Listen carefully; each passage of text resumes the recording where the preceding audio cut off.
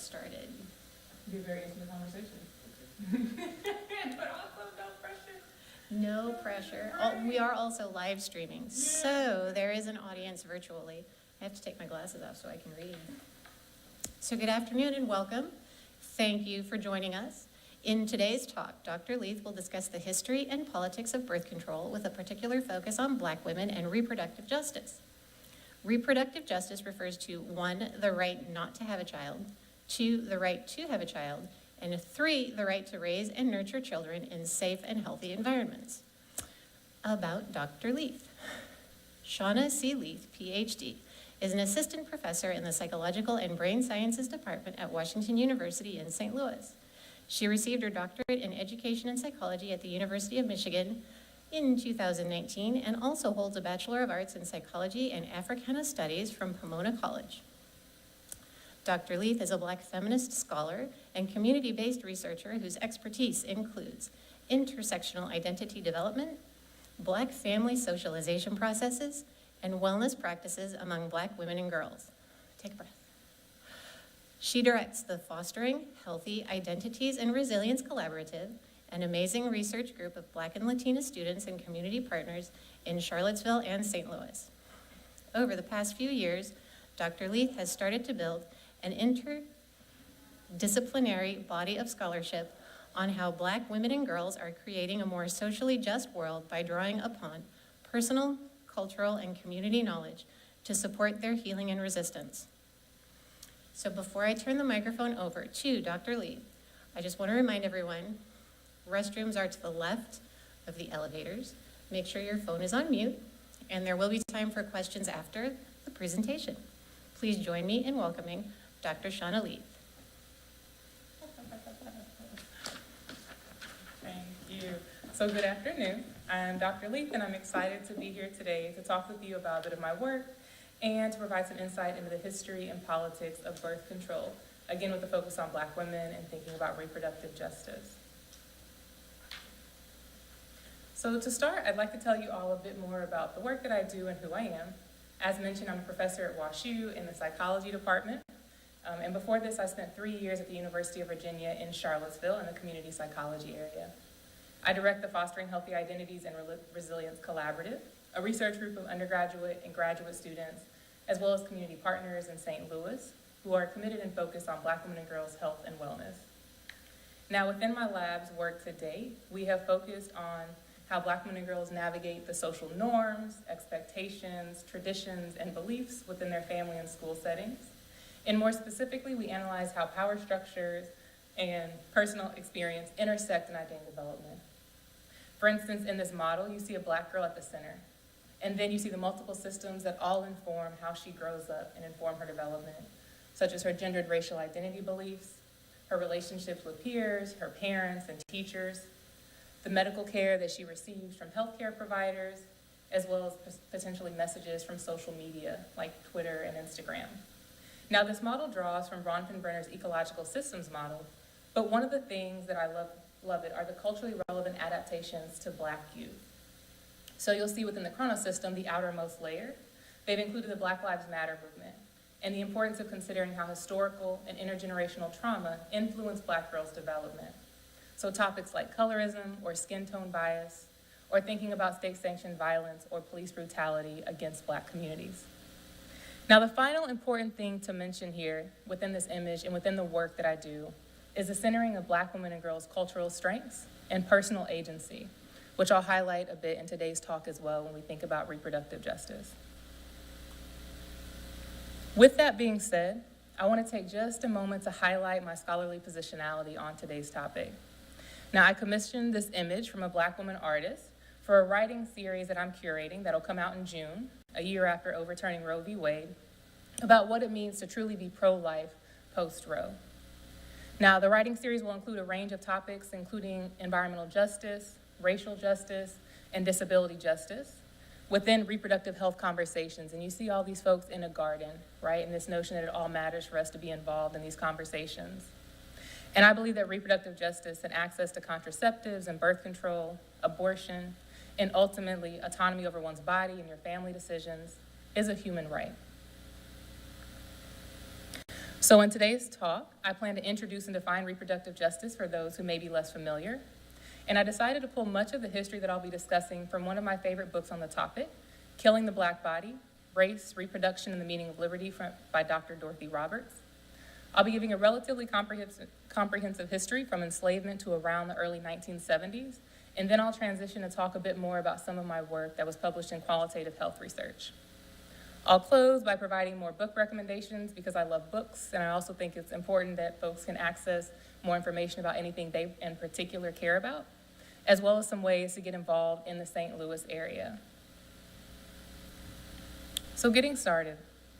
Some of you may know that a few years ago, there was quite a bit of coverage on the maternal health crisis in the United States for Black women, which includes statistics like those provided on the screen, such as pregnancy-related mortality being significantly higher for Black women compared to white women, Black babies being more likely to die compared to those being born to white women, although that can be mitigated if you have a Black healthcare provider, for instance, as well as issues around those denied access to abortion care. Now, this was pre-Roe, so I could imagine that this percentage is likely higher now for women across the board and across racial and ethnic groups. And in thinking about the history and politics of birth control specifically, these statistics represent current racialized and gender disparities that relate to the ongoing mistreatment and discrimination against Black women in the U.S. historically. And in thinking about reproductive health in Missouri, we know that Missouri began enforcing its trigger ban, which bans all abortions except to save the life of the pregnant person, which can be difficult to prove, following the U.S. Supreme Court's decision to overturn Roe v. Wade in June 2022. We're quickly approaching that one-year anniversary. Now, in terms of additional state criteria that make it difficult to access abortions or other reproductive health needs, Missouri laws require that pregnant people undergo a mandatory 72-hour waiting period, receive biased counseling about their choice, and be offered an ultrasound. There are prohibitions on public funding and private insurance for abortion, which can make it financially inaccessible, as well as additional requirements for minors, such as both parents, a legal guardian, or a judge having to consent to a minor's abortion, which can create safety concerns for youth. And there are restrictions placed on the provision of abortion care for physicians. Furthermore, providers who violate Missouri's abortion restrictions may face civil and criminal penalties. Now, these types of barriers may not seem to directly relate to contraceptive use, but they speak to the climate and culture about individuals' rights and ability to access medical and healthcare needs. The QR code, and I have several throughout the presentation, take you directly to the source for this information, and there are some other resources that I think could be useful, again, if there's something that really stands out to you that you want to look into. Now, another thing that's really important to me is to acknowledge the legacy of Black feminist scholars and community activists who have been talking about some of these issues for generations, and to share resources from other organizations that primarily focus on reproductive justice issues and things like contraceptive use. So with that, I'd like to introduce Sister Song. This QR code takes you to their website. Sister Song is the largest national multi-ethnic reproductive justice collective in the U.S. Their membership includes and represents Indigenous, Arab, American, and Middle Eastern, Asian and Pacific Islander, African American, Latina women, and LGBTQ people.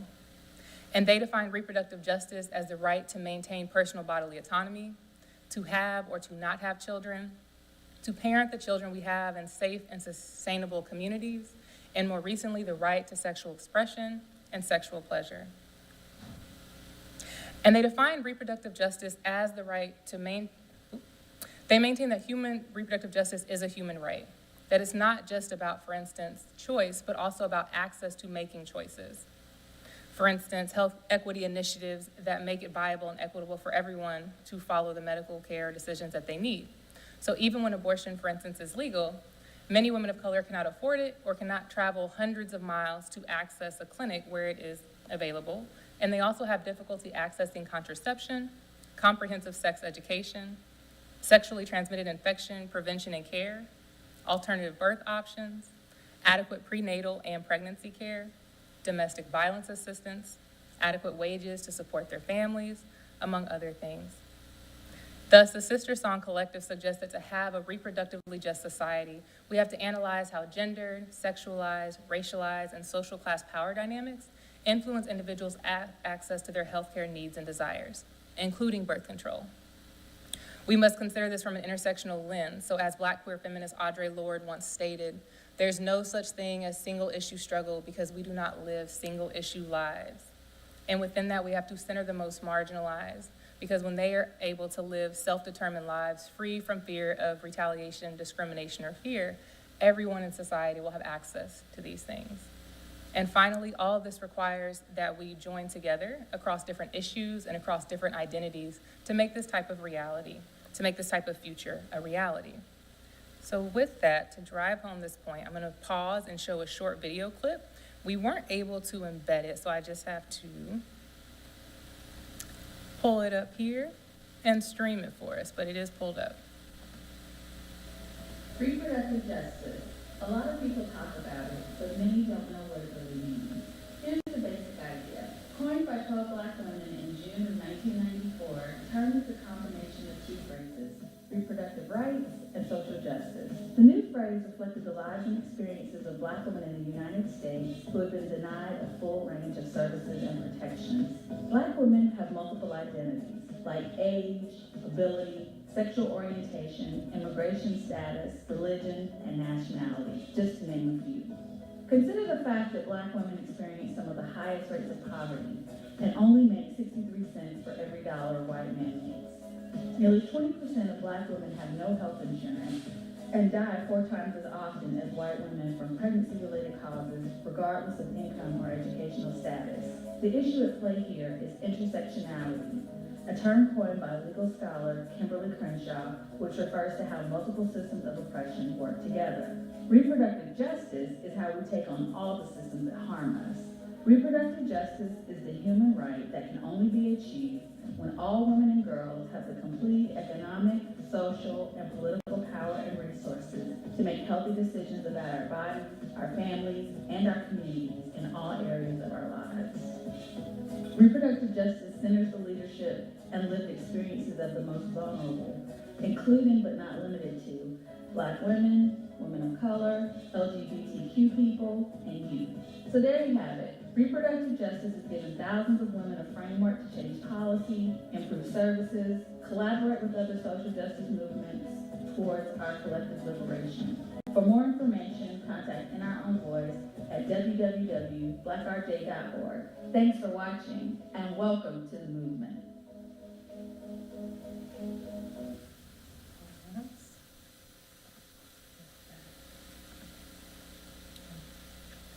It's a great short clip, and it does summarize many of the points that I've mentioned.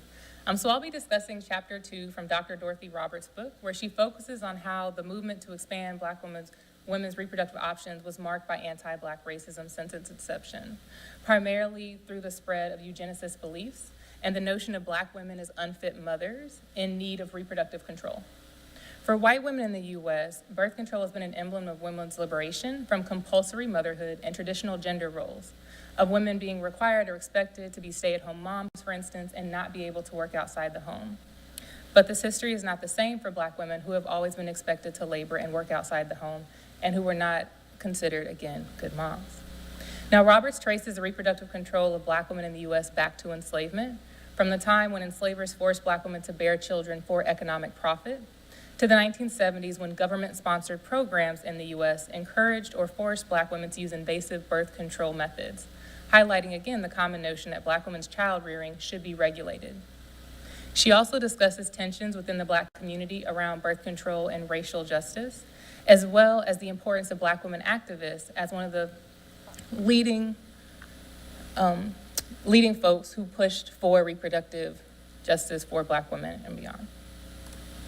So to get us started, we know that some Black women use different methods to try and have control over whether they would have children or not during enslavement. This included both mechanical and herbal methods, and I've included pictures of pennyroyal and tansy on the screen, which could be crushed into powders or diluted with water and drank as a tea. And while some African American women may have tried to abstain from sex or use different forms of manipulation or excessive labor in the fields, for instance, to prevent successful pregnancies, they were considered property, not people.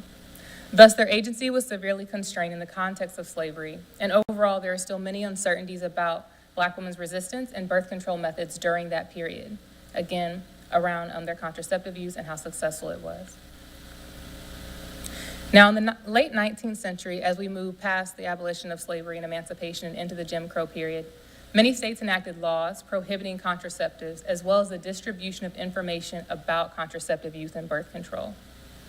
The U.S. Supreme Court did not rule that laws prohibiting birth control were unconstitutional until 1965 in Griswold versus Connecticut, that third bullet point on the screen. To put that in perspective, we're only 57 years out from this landmark decision. So here enters Margaret Sanger, who's pictured on the slide, the woman who's considered by many to be the mother of birth control. Now, Sanger founded the American Birth Control League in 1921, so about 40 or so years before Griswold versus Connecticut, and the American Birth Control League would eventually become what we now know as Planned Parenthood. And she was heralded as a feminist whose advocacy centered on the emancipation of women through birth control access and reproductive choice, espousing that this was necessary for women's equal participation in society. She once stated, "No woman can call herself free who does not own and control her own body. No woman can call herself free until she can choose consciously whether she will or will not be a mother." However, the contested part of her legacy comes in when we think about whose emancipation she was talking about. So alongside Sanger's birth control crusade in the 1920s into the 30s, we saw the rise of the eugenics movement across the globe, starting in Europe and quickly finding its way over the US. So eugenics is Greek for good in birth, and it directly relates to the social engineering of who should be a mother versus who should not. Now, the eugenics movement has been traced to the early writings of Sir Francis Galton, an English scientist, who thought that the ideas of selectively breeding that had previously been used with plants and animals should be used and applied to people. He was one of the first to popularize a eugenics program, drawing largely from scientist Charles Darwin's work about natural selection, or the notion of survival of the fittest.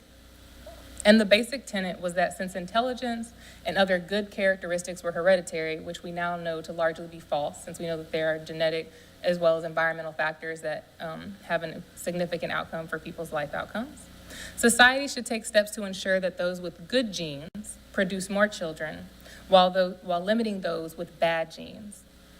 Galton primarily focused on positive eugenics, which we tend to talk less about, or improving a nation by increasing the reproduction of the best people. As you all might know or be able to imagine, this was then used to justify racist and ableist social policies, including the Holocaust and genocide against Jewish peoples, as well as restrictions on immigration from countries deemed undesirable, as well as the involuntary sterilization of women who were deemed unfit, largely Black, brown, and poor women, or those deemed feeble-minded. It was also used to decry racial mixture and interracial relationships, which were illegal until Loving versus Virginia in 1967 in the US. And eugenics was used to justify a large body of racist science, wherein Black people were compared to animals like monkeys or gorillas and considered less intelligent and less human in many ways compared to white people. As you can see from this image on the screen, with early depictions of American intelligence. Now, I have some of the names on the screen here to highlight the prominence of this racial logic. Sometimes we have these assumptions where we think, oh, this was maybe among uneducated folks or people who didn't have access to higher education, but in fact that is not true. And eugenics was widespread across the US and being handed down from scholars who were at Harvard, Princeton, Yale, or for instance, president of the American Psychological Association. And so we can see the prominence of this racial logic within the country. Now, eugenicists also oppose social programs designed to improve the living conditions of those they deemed unfit, since they maintain that improving the living conditions of the poor, for instance, with things like adequate medical care, better working conditions, access to a living wage, would harm society and future generations because those deemed unfit would be able to live longer and produce more children. Most statutes mandated sterilization for people confined to state institutions, including prisons or mental facilities. And they were imposed initially primarily against poor folks, especially young and poor white women like 17-year-old Carrie Buck. Now, Carrie Buck was a plaintiff in the United States Supreme Court case Buck versus Bell, a 1927 case where she was forced to undergo compulsory sterilization for being feeble-minded by her foster parents after their nephew raped and impregnated her. In the years following the decision, a number of states with compulsory sterilization laws grew to over 30. Now, as sterilization laws were increasing, we also saw increasing concerns with miscegenation, or the notion of racial mixing, and concerns that sexual relationships between Black and white people would increase after the emancipation from slavery. And by 1940, 30 states had also passed anti-miscegenation laws that banned interracial marriage or interracial relationships, and so we see, again, these racist images pulled from this time period. And in general, in thinking about positive and negative eugenics, Black women tended to experience negative eugenics, or coercive politics, that aimed to prevent them from procreating because they were considered undesirable. So now here re-enters Margaret Sanger from a few slides ago. Now, while Sanger opposed positive eugenics for white women, she found support for her broader birth control messaging by suggesting that it would serve the nation's best interests to curb what was considered reckless breeding of the unfit, which would again allegedly have a devastating effect on future populations in the country. She suggested that the feeble-minded were the most fertile, and that to reduce the birth rates of socially inadequate individuals, the nation needed to make birth control more accessible to everyone. This included complying with requests to record the race and nationality of women who used her clinics back in the 1930s and 1940s, which we can use to understand surveillance technologies within healthcare clinics today. Now, in 1939, the Birth Control Federation of America established a division of Negro services where they tried to increase their efficacy at bringing birth control to Black communities, largely by, again, drawing on the expertise of Black scholars and leaders in the community. Now, I want to take a moment here to note that there were also proponents, again, from within the Black community around somewhat negative eugenic logic and around birth control access, including prominent leaders like W.E.B. Du Bois, pictured at the top of the screen, as well as Mary Bethune, founder and head of the National Council of Negro Women, Walter White, at the time executive director of the NAACP, and professors like E. Franklin Frazier. Now, some of them espoused similar logic, but their perspectives were not aligned with those of Sanger and other white eugenicists at the time, because leading Black scholars and activists during this movement didn't present contraception as a means of eliminating hereditary defects, as though anything was wrong with Black or African American peoples, but instead they saw access to birth control as an important measure to address social and economic barriers that were present for Black women, Black children, and their communities at that time and in current day. However, many of them opposed sterilization programs, which they viewed as a form of racial genocide versus a form of racial betterment. Now, while many of these pictures presented are more recent, they highlight the sentiment that some folks believe that supporting Black women's abortions is a way that white folks in power are trying to curb social and economic power within Black communities. And it didn't help, again, that Sanger aligned herself with many eugenicist beliefs, like those of Hitler, who was a prominent eugenicist at the time.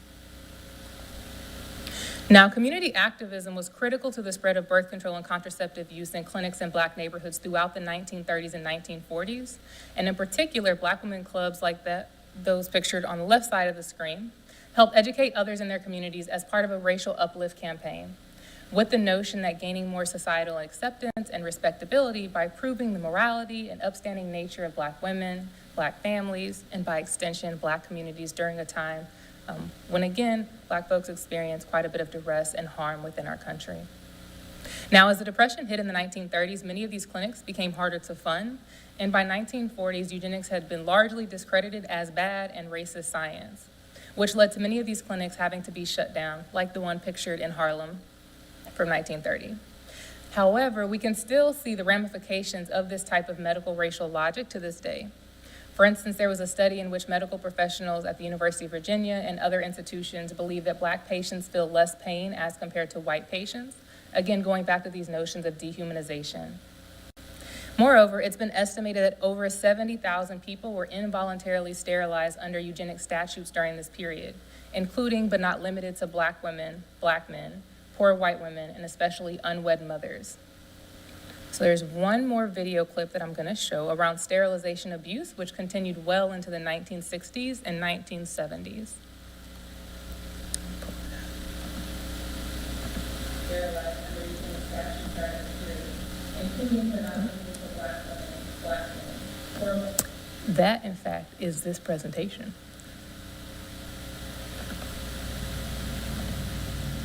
Mississippi appendectomy is a phrase that describes the forced sterilization of Black women, mainly but not only in the South.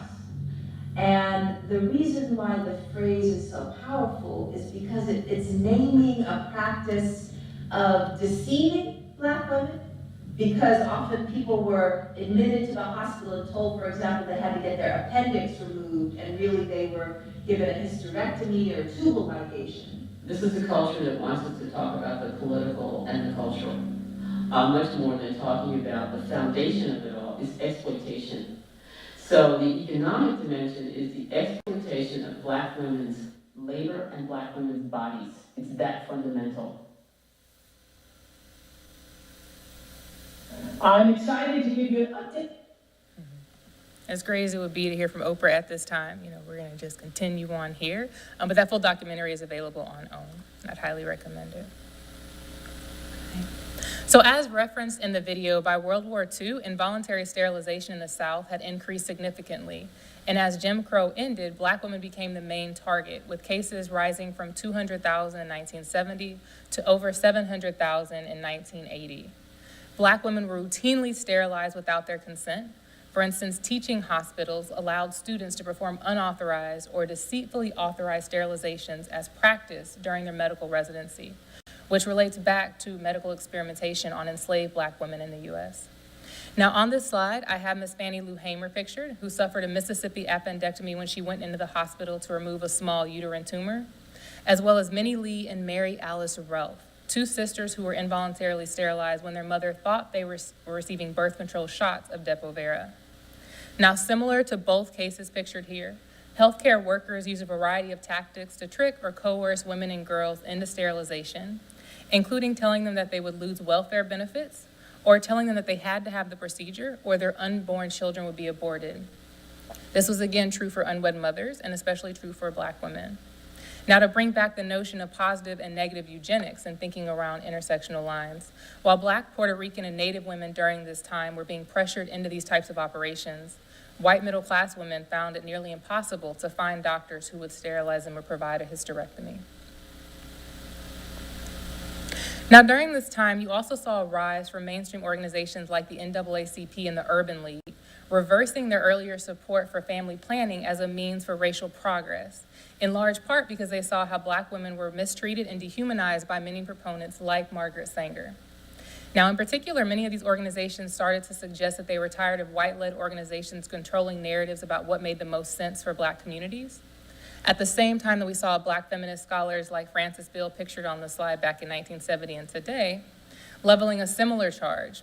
In a speech in 1970, she stated, "Black women have the right and responsibility to determine when it is in the interest of the struggle," and in this case she was referring to the Black Power struggle, "to have children or to not have them. And this right must not be relinquished to anyone." Okay. So now I've mostly finished this general summary and thinking about chapter 2 from the book. And as you can see, Dr. Roberts covers quite a bit, and I encourage you all to pick up the book, maybe check it out here even, mention that. If you're interested in reading more about Norplant or contraceptive vaccines, so thinking not only about eugenics, but also how this is carried forward into the 1980s and beyond, as well as how this history of reproductive control makes the overturning of Roe versus Wade in many ways not very surprising. Now, while this is an oversimplified timeline, I covered the first 2 periods, which I really hope highlights the ideological function of controlling Black women's reproductive choices. Now, in legitimizing oppressive social structures, many of these methods attempted to solve social problems, like inadequate access to health care, disenfranchisement from our education systems, to make racial inequality seem like a product of nature, as though Black women have bad genes, or again, that they are unfit to be mothers, rather than a necessary remapping of racial power dynamics in society. It's critical that we know and consider how this history helps us move people closer to reproductive freedom. And with that, I want to read a poem by Jasmine Mans. I highly recommend this book as well because it's incredible. This poem is titled, "Bodies Lost in History." I didn't consider all of the female body parts lost in our history, all the names of women unconsidered. Though I am glad that my questions have led me to many discoveries, I'm deeply saddened by how this truth has materialized in my head and on these pages. I sit here today in a cafe in Newark, New Jersey, thinking about the mentally ill women whose skulls were cracked open in the name of scientific experimentation. I know nothing of this type of pain. My heart sits heavy thinking about the women who could not run out of their hospital rooms, the women who lay paralyzed, waiting to heal or to die. And for that woman who lay waiting to heal, who was her God? There are thousands of mentally ill Black women in unmarked graves right beneath us. There are girls documented as women, never considered girls. Please understand that parts of my body hold rage in their honor. There is no peace in these stories. Time does not breed peace for these stories.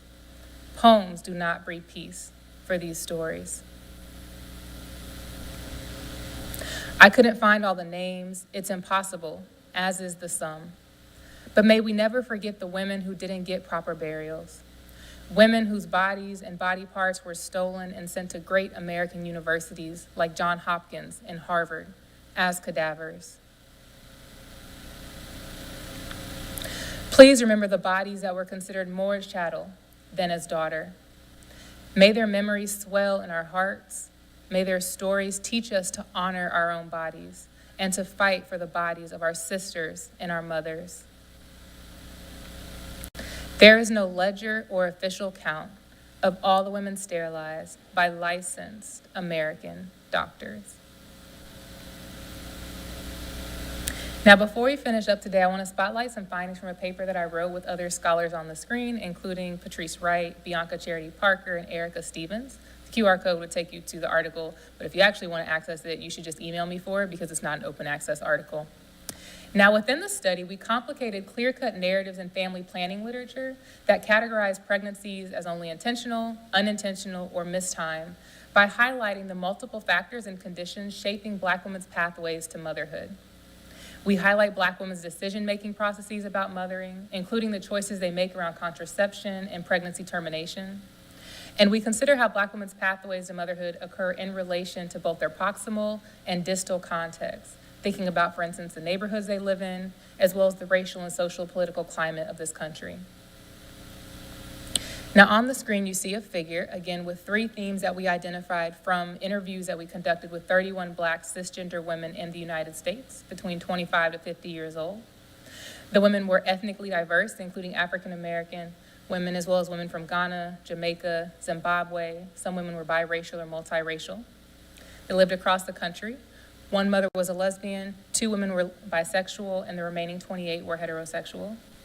They were a highly educated sample. Over 20 had graduate degrees, and 8 had at least a 4-year diploma. And their household income ranged from between $30,000 to over $150,000. Now, this figure itself shows all these different factors that inform their pathways to motherhood, including thinking about things like navigating intimate partner relationships, their desire or lack thereof to have children, thinking about diverse family formation and extended kin networks, their awareness of stereotypes about Black moms, their access to family planning services and fertility or other related health concerns. And again, an important part of actually conducting this study and writing this paper up is that oftentimes we don't hear enough from Black women themselves about their experiences, or we don't complicate the overly simplistic or unidimensional images that we do have about Black women's experiences. So with that, I'm going to offer some examples of each of the 3 themes: the intentional family planning, unintended pregnancies, and thinking about othermothering. So the first, and these mothers were de-identified and confidential, so I don't have, name or other information. But this mother said, the storybook tale is that you get married and then have kids, and we did that. My husband was like, I want to wait until 2 years before we have kids, and I begrudgingly agreed to that. But when we started trying, it was not happening. It took a lot of doctor's appointments and like 4 or 5 years, and it feels like forever when you're in the midst of it. Now, in this mother's case, she knew that she wanted to have children before she was married, but she agreed to her husband's preference that they wait a few years before becoming parents. But by the time they tried to get pregnant biologically, she experienced fertility issues that complicated the journey to motherhood that she expected. She described the regret that she felt in waiting so long, as well as the anxiety and marital distress brought on by the fertility challenges, a conversation that we often don't have in relation to Black women or women of color often enough. Again, dating back to these gendered and racial stereotypes of Black women as hypersexual and easily able to have too many children in the U.S. A second example, this mother stated, I originally did not want children. I did not want children until like 6 weeks before I decided to get pregnant. When I finally decided to become a parent, I was married, and I realized that I probably wouldn't be married for much longer, so I felt like I should have my baby now so that when we broke up, I would have my baby. I knew that I wasn't going to have a baby beyond age 35. I probably wasn't going to get married again, and I don't believe in having children out of wedlock. So this mother's narrative revealed how she made a conscientious choice around having her son before her marriage ended with her then husband. Now, in describing her decision-making process on becoming a mother, she explained why her timing was based on other personal beliefs, not having a child out of wedlock, or not wanting to get married again or have a child after a certain age. And even though she believed that her married relationship with her son's father would end, she discussed the positive expectations later in the interview that she had around their ability to co-parent their son, and that she did respect him in thinking about how he would be a dad. Her example challenged the single mother and absent Black father narratives that are often prevalent within social science, since she expressed that she did not believe she needed to stay in a married relationship with her ex-husband to raise their son in a mutually supportive environment. And the QR code on the screen takes you to an open access article that talks about co-parenting and positive relationships among African American parents in the country. The final example from the intentionality theme. I'm married to a woman, so there's absolutely no way to have any kind of oopsies, mistakes, or unplanned pregnancies. Everything is planned and thought out. It's very medical and methodical. I always thought that I was going to be a mother when I was younger, but I wasn't ready. We weren't ready. I liked being able to have my freedom, and then one day, we just decided. We'd been together for 7 years at that point, married for about 1.5 years, so it just felt like a natural progression. We use an anonymous donor. Both of our sons have the same donor. I'm the biological mom, and my wife is their mom, but not biologically related to them. This one, again, I think is important to point out when we think about family planning for queer families and for Black women specifically, especially amidst a climate in this country that does not support LGBTQ people and their rights. The other thing to point out here is a notion of how, when she's talking about the conscientious choice they made between her and her wife, also about the decisions around having a donor and having the same donor who would carry the pregnancy to term.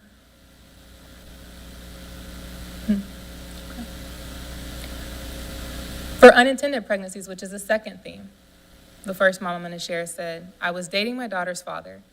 I had moved to a new state, and we were both very early in any type of healing journey, so the relationship was really toxic. I was trying to find myself and figure it out. And in the midst of this, it took me a while to get a job, and I didn't have insurance, so my birth control lapsed. We didn't change our practices, and I got pregnant during that time with him in a shaky relationship. Again, the important thing that I wanted to point out here is to think about how, from a reproductive justice standpoint, it's important not only to think about pregnancies themselves and access to birth control, but also how contraceptive choice is tied to things like employment, and how we could have different healthcare options for folks that do not make it financially inaccessible. And in this case, the relationship did end, and she is co-parenting her daughter with her ex now at this time. But she says, this pregnancy occurred at this time because I didn't have access to something that I would have been using. Another important point, in thinking about Black women's health and wellness and the framing that I do in my own scholarship, a lot of times Black women or women are demonized for saying, oh, you were being irresponsible. But in fact, thinking about how society or social practices like having employment-based healthcare access leads to experiences like this when it is something that can be preventable, and she would have prevented, right, if she'd had access to it. And then the second example I want to offer here, under unintended pregnancies for the theme. We went to high school together, and we got into a relationship, and then I got pregnant with my daughter. I was happy and sad because her father was not good. I knew I was going to be doing it on my own, and I thought about an abortion. I went to a clinic and cried that I was even in there because I don't believe in abortion. I believe in a woman's right to do what she needs to do, but I did not believe in that for myself.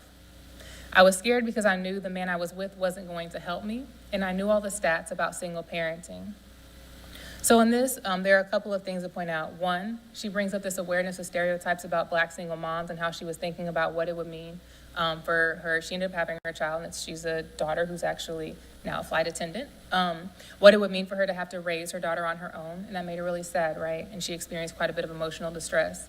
Even as she also thought about what it would mean to bring her child into the context of a relationship that was unhealthy and was toxic. I think another really critical point to point out here around this notion of choice is that she says, even though abortion is not a choice that I would make for myself, I also believe in other women and other people's rights to make that decision for themselves. And the QR code in this one links to an article on Vox that talks about the differential effects of Roe versus Wade being overturned for Black women along racial and economic lines. The third theme was othermothering, and within the third theme, we drew upon this term to highlight how some women's initial pathway to motherhood occurred in the context of significant caretaking responsibilities for children who were not biologically their own. Oftentimes younger family members, cousins, nieces, nephews, and then sometimes they were in a relationship with a man who had a child from another relationship. Now, othermothering refers to women who assist biological mothers by sharing mothering responsibilities of childcare for short or long-term periods, and it was originally coined by sociologist Dr. Patricia Hill Collins back in 2000. So this first mom said, "I became a caretaker for my siblings. That was my first glimpse into motherhood. I also suffered from the fact that folks thought that they were my children because I was a young Black girl. I played a really strong part in raising them, changed their diapers, fed them, cooked, cleaned, took them to daycare, picked them up, brought them home, bathed them, and put them to sleep. So my son, I wanted that little guy for such a long time. I couldn't wait to be a mom and to be a different mom from my mom. I had so much love and knowledge and protection to give, and I couldn't wait to pour that into a Black child, my sunshine." Now, in this case, there are a couple of things I want to point out. One, we see the necessity of her having to step into a mothering role at a young age because her mom had to work and she was going to school, and so she had to take care of her younger siblings because her mom did not have the social support network necessary outside of the home for other adults to step in and help with that. We also see the parentification and adultification of Black girls, which is the link for the QR code here, wherein others assume that she had children as a young Black girl because they adultified her to be older than she was chronologically. And the parentification piece speaks in where she had to do all these responsibilities even though she herself was a child. Now, while for some women in othermothering, having this type of parentification experience led them to not wanting to have children at all because they had those significant responsibilities from such a young age, she instead pointed out that she knew she wanted to have children because she had so much love and protection and because she wanted to offer something else to her child. And the final example I'll show from this paper is again in othermothering category. And this mom shared, "I didn't want no kids. I didn't see myself as a mother. I saw myself as an aunt, rich auntie vibes, because that's what I'd been for so long. I didn't think I could because we've been together almost 10 years, but 6 months after we got married, we got pregnant. And I was like, no way. I was devastated. I ended up miscarrying and I was so thankful. I went on birth control immediately, but then we started talking about it and I kept telling him, you ain't about this life. I don't think you understand what parenting involves, but he was determined and now we have baby girl." Now, these examples show the intersection between othermothering and their experiences, again, in childhood with having to caretake. She had taken care of her nieces and nephews since she was around 17, which is where she references being an aunt.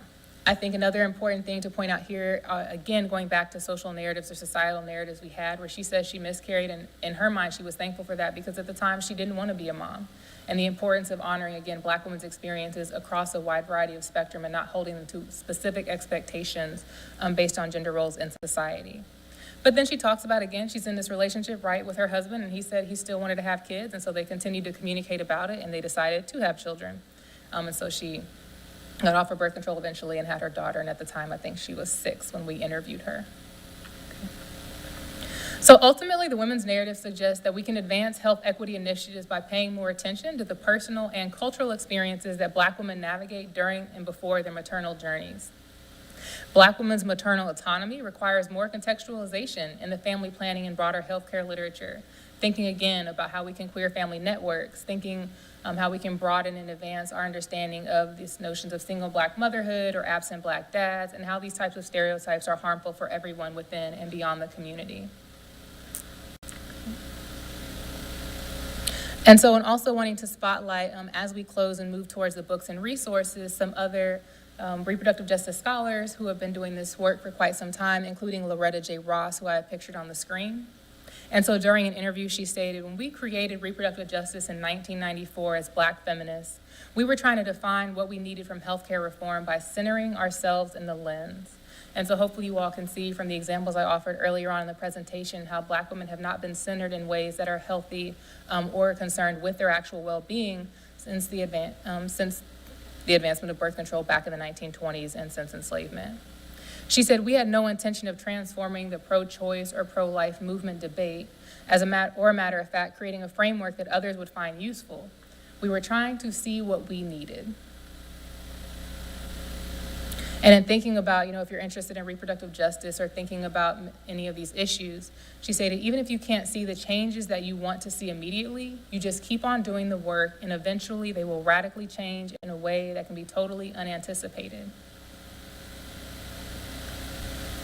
So with that, if you're interested in learning more, a couple of books that I would highly recommend would be this co-edited volume by Loretta Ross, the Black woman who was pictured on the screen before us, and Ricky Solinger, An Introduction to Reproductive Justice.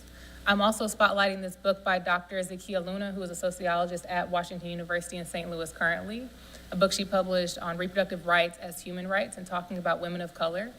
This QR code goes to a link for about 20 books that I would recommend that include both fictional and non-fictional sources, because there are multiple ways to think about birth control and abortion and women's rights. And another book I'd recommend is The Mothers by Britt Benet. It's a phenomenal book. Now, this is the agenda that I mentioned earlier on. The QR code goes specifically to the Black Reproductive Justice Policy Agenda, where it offers proactive policy solutions designed to address issues at the intersections of race, gender, sexual orientation, gender identity, thinking about the impacts economically, politically, socially, and culturally for Black women, femmes, girls, and gender-expansive folks in this country. Just a couple of types of recommendations, but there are many more. The policy report is in fact over 75 pages long. Would be things like increasing funding for doulas and midwifery care and federal health care programs. We know that Black women do better when they have a Black doula or a doula at all to advocate for them within hospitals. To establish a federal office of sexual and reproductive health and well-being federally. So thinking not only about, issues like sexually transmitted infections or HIV rates or reducing, for instance, teenage pregnancy, but really thinking about what does it mean to be sexually healthy and sexually well in this country, and how can we have more conversations around these topics in ways that are not sex negative, but sex positive. And then finally, one of the suggestions is passing legislation that guarantees comprehensive, holistic maternity care for a minimum of 1 year postpartum that includes access to contraceptive use that women find useful or people with uteruses find useful. And then in thinking about organizations in St. Louis specifically, there are a wide variety, but I wanted to spotlight at least two. One is Pro-Choice Missouri, and so these QR codes just take you to their websites. It's one of the leading statewide grassroots pro-choice advocacy organizations that has an over 52-year history of fighting for reproductive freedom in this state and in the country. And also the Reproductive Justice Action and Support Hub, which was launched by Corey Bush. And so that would take you to other ways to get involved through either volunteering or other resources that you can use. And with that, thank you. So if you're interested again in the paper or anything that I've shared or just to connect or talk afterwards, my email is on the screen. You can follow me on Twitter. And we just launched our website for the work that we are doing in the lab, which includes topics around reproductive justice, but quite a bit more around Black women and girls' health and wellness in family and school settings. Mm-hmm.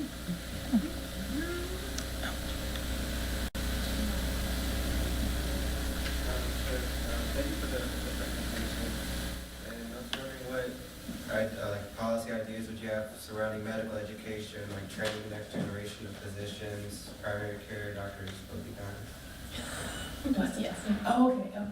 In terms of medical, so quite a few things. I know I briefly talked about this notion of Black folks being less responsive to pain, or medical experimentation that happened before. So one, I'm thinking about my best friend who is an OB-GYN down in Houston, Texas, and the training that she received. And at some point she talked about how, we don't have a lot of training around diversity, equity, inclusion, or thinking about, for instance, she's Latina, specific issues in the Latina community, and how to, I talked about the birth control clinics down in the 1930s and how they recruited Black women's clubs to actually spread the importance of contraceptive use in Black communities because it was more relevant and more well received when it was coming from Black women from within those communities than from folks like Margaret Sanger or white folks, right, where they weren't surely. So one thing that she talks about in her own career as a medical professional is how she does a bit of that work in bedside manner when she's working with patients, how she takes the time to listen, show that she is being responsive to what folks are saying, having that kind of sense of cultural and professional humility that folks can tell you about their bodies or what they're interested in or need, and not assuming that because you do have the medical knowledge, right, and the professional knowledge, but how does that pair with what folks bring into the conversation and into rooms with you?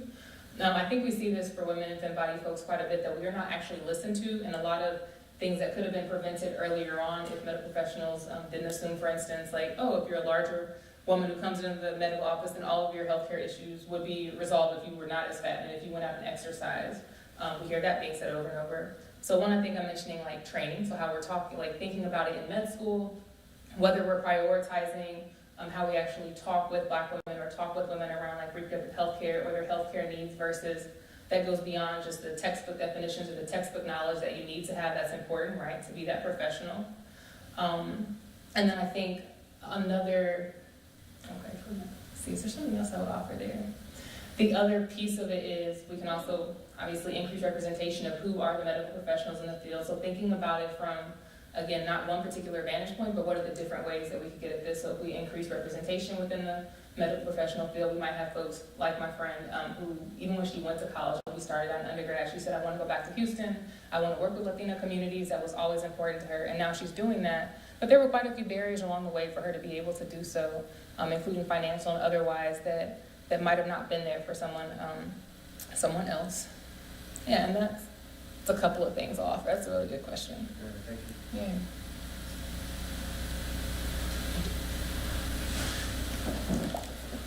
Seanna, I thought that was amazing. I do not have any questions for you. Did you have anything else you wanted to ask?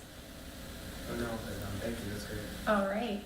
Well, I think that we will end the presentation here. I thank you so much for your time today. Can I just exit out? Yes. Okay, everything okay. Everything Yes. works. You are fantastic. Thank you for having me. Okay, am I like off the everything? Yep.